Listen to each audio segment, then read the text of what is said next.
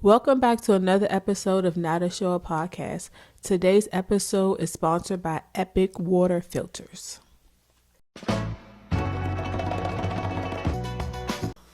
But talking about food and health, I see you outside running 2 miles every day. Forrest Gump. Like how? Like I open my eye, I crack one eye open, look over, empty. You gone. Yeah, Like, no where's question. the motivation? Where you get the motivation from? My grandmother husband, my step grandfather, Tommy Covington, man. And rest in peace to you, brother. He used to go, like, when we were younger, we used to go down North Carolina. That's where they were living at. We used to go down North Carolina for the summer.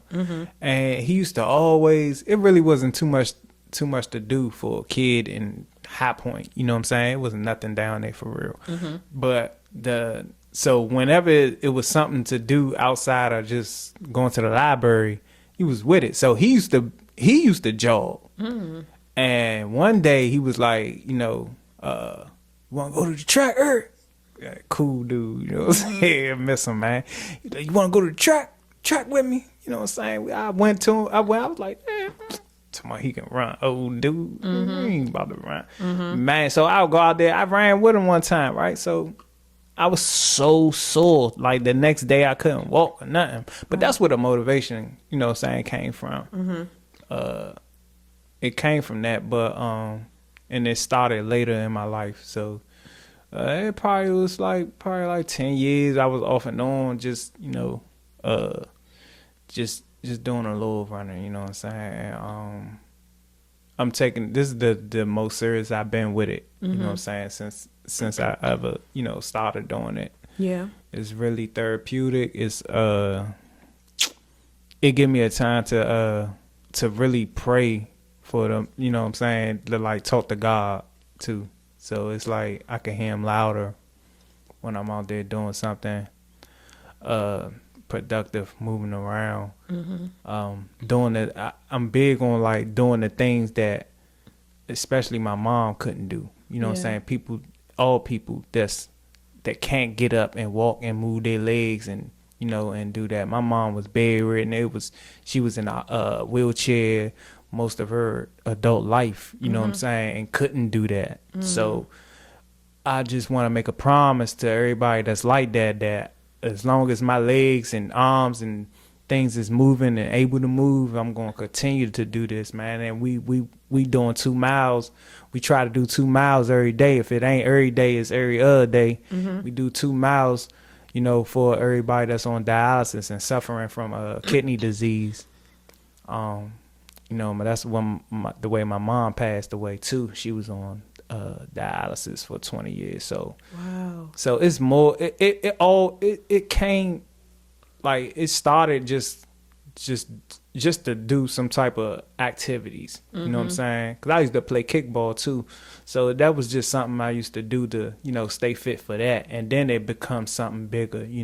Once you start doing something to help yourself, it end up being like, dang, let me do this for this person or these type of people or people that's suffering, so it's always that, man. It's I take pride into doing it. I get a lot of feedback from people that's on dialysis and I'm touching somebody. That's all I be wanting to do.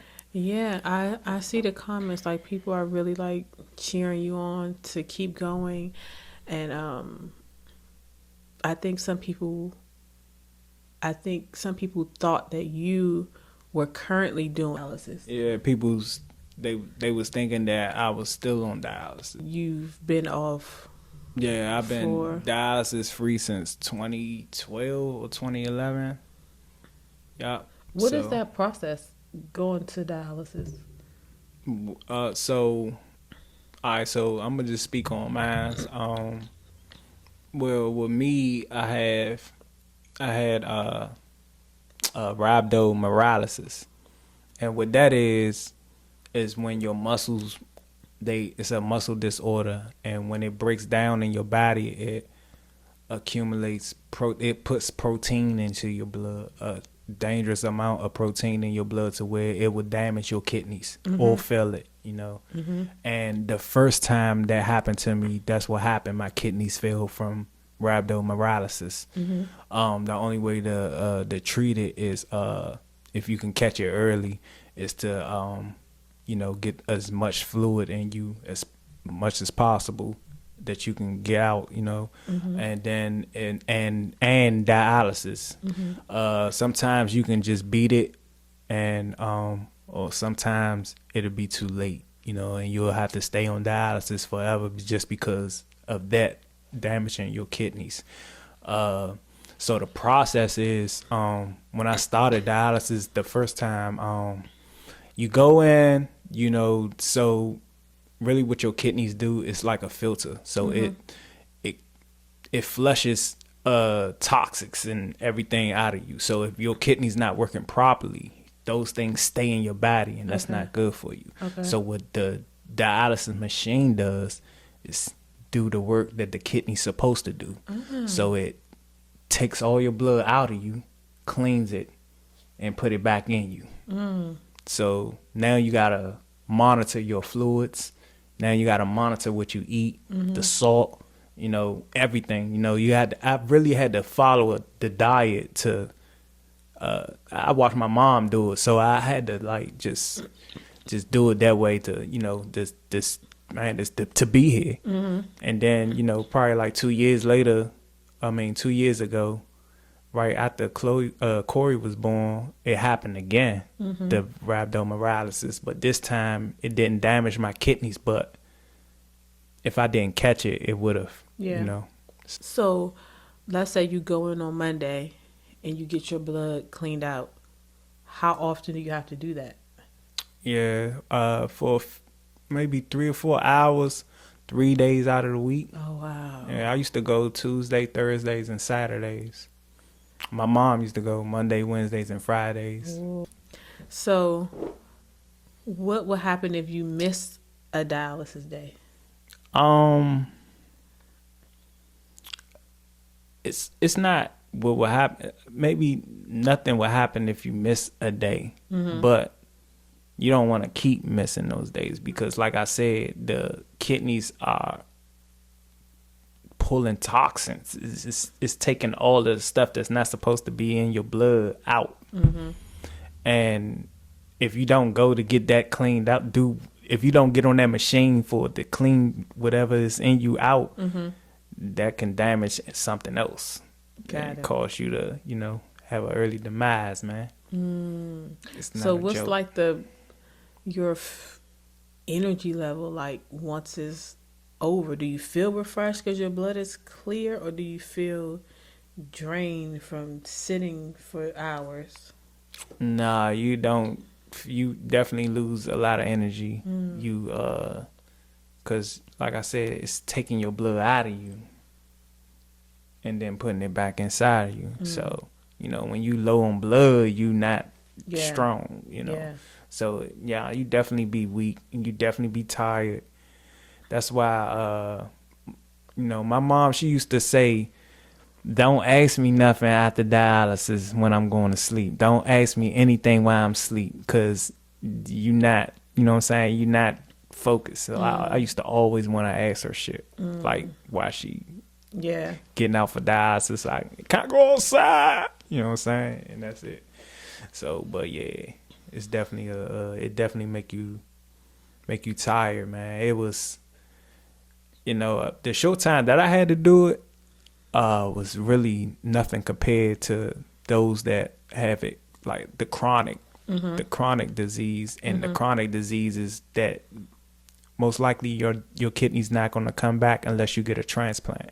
The little time that I had to do it, I was over it. I don't know how. That's why I do the running, and that's why I feel obligated to keep fighting for the ones that's still fighting. You know what I'm saying? Because it's really a tough it's you really have to be tough to do this. You know what I'm saying? It's not for the weak. Wow. My mom did it for 20 plus years, never missed a day. You know, and she came across people that did the same thing because they taught her, and that's why she was like that. Yeah. You know what I'm saying? I also know people right now, you know, shout out to my brother Pops. He had he was on dialysis for a while, and he finally got a transplant maybe a year or two ago. Wow. So it's great to see people come out of that, you know what I'm saying? And I'm a walking testimony of that you can beat that, bro. Yeah. You can beat whatever, man. Them doctors don't know nothing. Yeah. I often hear you talk about like the grafts. Do you have any? Nah, so like those are for it's the artificial vein. So that's what the machine hookups to get your blood out. So I had a temporary one because it wasn't chronic yet. Okay. You know what I'm saying? So I had one like maybe here. It was like it was like it goes in here and comes through your neck. And the two come through your neck like that. It always connected to your main artery so it can draw the blood that it needs to, Wow. so it can do it. So it's really delicate. So it's like you gotta really take care of it. So it's like you can't get it wet because if you get an infection, you have to take it out and put it somewhere else that's close to a main artery. Okay. So it's really a battle, man. And big ups to all my dialysis warriors, man. I'm still out here for y'all, man. We ain't gonna never stop. You hear me? Y'all keep fighting. I got y'all back, and y'all got hands. So yeah, So that grab, that it's tough, man. It's really tough. It's really tough. I was not for it and I was young. You know what I'm saying? I was like still 20 something. And I knew I didn't want to do that. Yeah. I 20, man, I ain't want to do the 20 days. Like, I was like, man, I'm over this. Cleaning it, and then it was just terrible. It's terrible, man. But that's why I commend all my folks. Yeah, it was definitely scary when you had to go back into the hospital. Like, that was my first time understanding, like, what was happening. And, like, you scared me so bad. Yeah. You was just like crying, and I was just like, let's go right away. Like, don't wait. So luckily we went in, and then they admitted you right away. Started the process of clearing out the protein. But man, that was like scary because I had no idea like what was happening. Like, we had a newborn baby. Like, you in a hospital. I'm trying to come see you every day. I don't like. How did you even stay up? Like, you had to stay there. I couldn't even stay with you because I got to come back home to the baby. I don't even know, how do we begin through this shit, man? Man, we did that because of you, man. Because you held it down. Like, you was up there every day, you know, and guiding me through that, man. I was really disappointed in God. Like, I couldn't believe it. I was like, how you gonna do all these good things for me and then do this so I could just have to throw it all away? I couldn't believe it. I just really was disappointed in God, man. It took some time for me to realize why things like that happen to people like me. You know what I'm saying? Why not me, bruh? Yeah. Like, man, maybe I needed to humble myself a little bit. Maybe he needed my attention or more attention from me. You know what I'm saying? And that's what I got out of that. It was really tough to. It was really tough to process all that, especially mentally now, because now I'm any type of feeling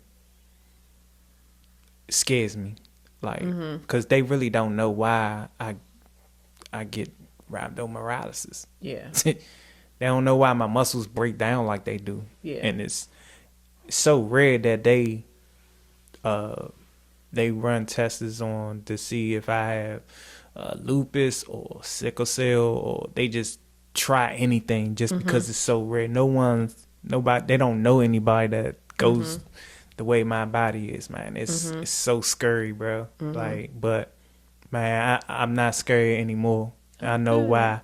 You know what I'm saying? I got somebody stronger than me up there, and then I got somebody stronger than me right here. You know what I'm saying? Period. That's it. So I'm never scared. Period. That's really good. I feel like you doing the best you can. You take care of yourself, exercise. Like at the slightest, whatever you feel is wrong with you, you go see the doctor. Like that's the most important. Like don't wait. Just go. Tell them what your symptoms are. Especially if you have a history or have a certain disease, like they'll know what to start to look for immediately. Absolutely. Yeah. So I'm glad you're like that. Like you're not scared to go to the doctor. Yeah. Or even if you're scared, you go anyway. Yeah. Yeah, I am scared. Yeah. I'm scared of the doctor. I'm scared of the ambulance. I'm scared of the hearing the ambulance. You know, it's definitely PTSD. That's also something you can bring up with your therapist. Oh, absolutely, absolutely. Yeah, it's been a thing for me since I was a kid. You know, because my mom was always in the hospital, so the ambulance noise, just to hear the sirens, would be triggering. It won't, you know, it ain't severe to where I'm breaking down or, none of that. It's just that it takes me back. Yeah. And it be vivid. Like, I can still feel the sadness I had for seeing my mom, they taking my mom away, and I gotta go to my aunt, you know what I'm saying? Or to whoever that's right there. My uncle. You know what I'm saying? A lot of people had to step up for us, man, and they did, man. So, thank God just been so good, and he just been instrumental in my life to where I'm not scared no more, bruh. And I'm not worrying about anything, man. Good. And we can get through anything once you with Christ, bruh. It ain't nothing that can knock you off your track. Let's get up out of here, 'cause this ain't no show Or podcast. Good night.